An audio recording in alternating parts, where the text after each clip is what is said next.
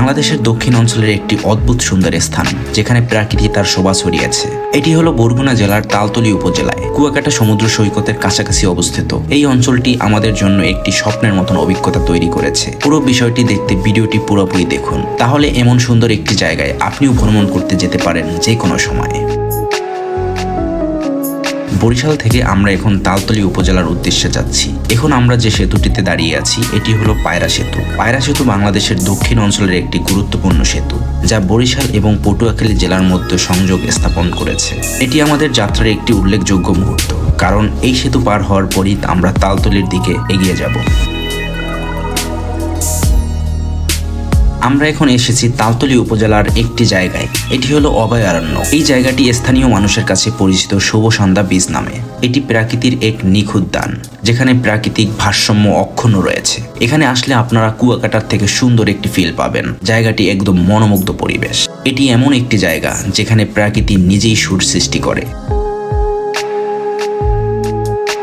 আমরা এখন যে বাগানটির ভিতর হাঁটছি তা সত্যি এক অদ্ভুত সুন্দর পরিবেশ। এখানে হালকা বাতাস, গাছের ছায়া আর সবুজের ছোঁয়া, এই পুরো স্থান যেন একটি সুরেলা অভিজ্ঞতা। এবং তারপরে আমরা একসাথে গানে মেতে উঠলাম এই বাগানটির গভীরে, যেখানে প্রকৃতি আমাদের সঙ্গী, যেখানে গানের সুর যেন আরো প্রাণবন্ত হয়ে উঠেছে।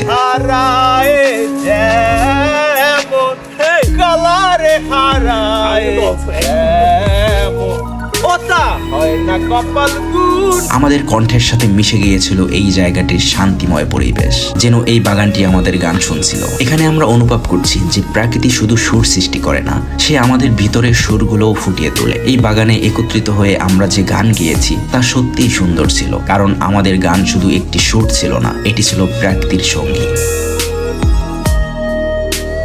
আজ আমরা দাঁড়িয়ে আছি এই অপরূপ সমুদ্রের ধারে, যেখানে আকাশ আর সমুদ্র একে অপরকে যেন অভ্যস্ত ভালোবাসায় গ্রহণ করছে। এবং এখানে সমুদ্রের বুকের মাঝে একটি নৌকা ভাসছে। এটি শুধু নৌকা নয়, এটি যেন এক আশ্চর্য জাহাজ যা সমুদ্রের সাথে নিত্য নতুন অভিজ্ঞতা শেয়ার করে চলছে। এই নৌকাটির পথ চলা যেমন শান্ত, তেমনি তা আমাদের মনের মধ্যে এক অদ্ভুত শান্তি এনে দেয়।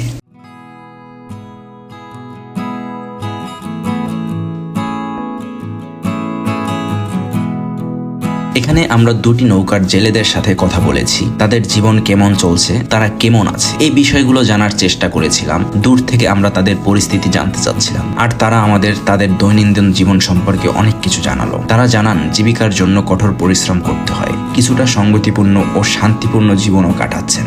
নদী ও সমুদ্রের সঙ্গে তাদের সম্পর্ক গভীর, তবে তাদের কাজের মাঝে অনেক চ্যালেঞ্জও রয়েছে। আমরা এখন আছি তালতলী উপজেলার বাজারে। তালতলীর বাজারটি এখানকার জীবনযাত্রা এক অতি গুরুত্বপূর্ণ অংশ। আমরা এখন সকালের বাজারে আছি। সকালের বাজারে পাওয়া যায় তাজা মাছ, স্থানীয় ফল, হস্তশিল্প, বিভিন্ন সামগ্রী। এখানকার মানুষের প্রধান উপার্জনের উৎস হলো মাছ শিকার ও কৃষি। প্রতিদিন ভোরে জেলেরা তাদের নৌকা নিয়ে বেরিয়ে পড়ে গভীর সমুদ্রে, জীবনের ঝুঁকি নিয়ে মাছ ধরতে। এখানকার মাছ ধরা এক ধরনের পরম শ্রম, যার সাথে রয়েছে সংগ্রাম এবং অনেক কষ্ট। রোদে পুড়ে বৃষ্টিতে ভিজে কৃষকরা কৃষি করছে অনেক পরিশ্রম করে। আজকে আমরা সমুদ্রের বীজ থেকে একটি সুস্বাদু হাঁস কিনে এনেছি, এটি প্রসেসিং করে রান্না করে খাওয়ার জন্য।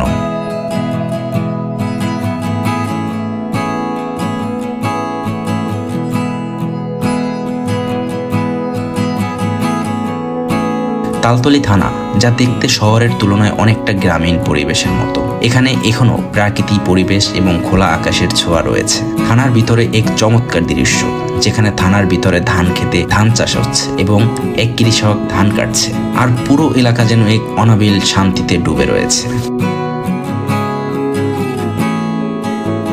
আজ আমরা বেরিয়েছিলাম গ্রাম দেখতে বাইকে চড়ে। আমার সাথে ছিলেন নাজির ভাই, যিনি বরিশাল জসকোটের সার্ভেয়ার, এবং রাহান ভাই, যিনি একজন জ্ঞানী মানুষ। সবকিছু নিয়েই তিনি রিসার্চ করতে পছন্দ করেন, যেমন বেসিক্যালি গাড়ির যন্ত্রাংশ এবং গাড়ি ও মেশিনারিজ নিয়ে। গ্রাম্য রাস্তার দুপাশে সোনালী ধানক্ষেত, আঁকাপাকা পথ আর শান্ত পরিবেশে আমরা হারিয়ে যেতে যেতে নানা কথা শুনলাম। নাজিউর ভাই গ্রাম্য জীবন, কৃষক এবং এলাকার প্রাকৃতিক সম্পর্কে অনেক তথ্য দিলেন। রাহান ভাই ক্যামেরা দিয়ে সেই দৃশ্যগুলো ধরে রাখছিলেন, যাতে আমাদের এই গ্রামীণ অভিজ্ঞতা একটি সুন্দর ডকুমেন্টারিতে পরিণত হয়। এমন একদিন যেখানে প্রাকৃতিক সান্নিধ্য এবং গ্রামের সৌন্দর্য আমাদের মনের গভীর ছাপ রেখে গেল।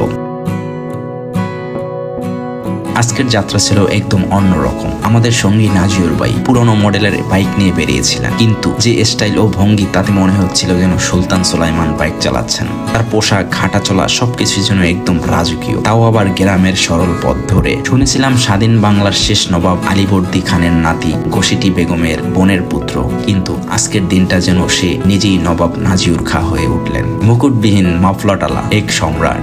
আর এই সম্রাট কিন্তু যেমন তেমন সম্রাট না, ইনি হলেন সাউদাপুর জামাই সম্রাট নাজিউর খাঁ। মজা একটাই, বাইক যেখানেই যাচ্ছিল মনে হচ্ছিল যেন এক নতুন যুগে ফিরে গিয়েছি, যেখানে বাইক ও রাজকীয় চমক দেয়। এটি ছিল আমাদের তালতলী উপজেলার এক অনন্য অভিজ্ঞতা।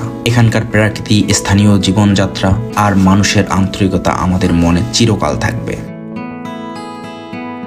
ধন্যবাদ আমাদের সঙ্গে থাকার জন্য। তালতলী এক সুন্দর স্মৃতি যা আমরা ভুলব না। এটা ছিল আমাদের তালতলী উপজেলার ভ্রমণের ছোট্ট একটি চিত্র। আশা করি আপনিও এখানে একদিন এসে এই সৌন্দর্য অনুভব করবেন। ভিডিওটি ভালো লাগলে আমাদের ইউটিউব চ্যানেলটি সাবস্ক্রাইব করতে ভুলবেন না এবং ফেসবুক পেজটি ফলো দিয়ে রাখুন। পরবর্তী ভ্রমণে আবার দেখা হবে। ধন্যবাদ।